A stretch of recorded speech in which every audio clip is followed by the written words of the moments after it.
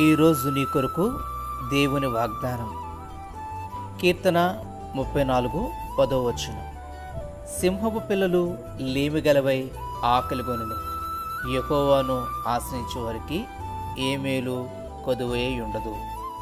దేవుణ్ణి ఆశ్రయించే ప్రజలకు దేవుడే ఇస్తున్న వాగ్దానం, ఏ మేలు కొదువై ఉండదు.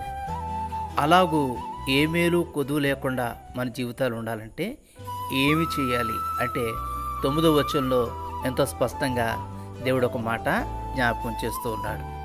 యెహోవా భక్తులారా, ఆయన యందు భయభక్తులు ఉంచుడి. ఆయన యందు భయభక్తులు ఉంచు వారికి ఏమీయో కొదువలేదు. మన జీవితాల్లో దేవుడు అన్నీ ధారాళంగా దయచేయాలంటే దేవుని యందు భయభక్తులు కలిగి జీవిస్తే చాలు. ప్రభు యొక్క కృప మనకు తోడయుండి మనల్ని నడిపించును గాక. ఆమెన్.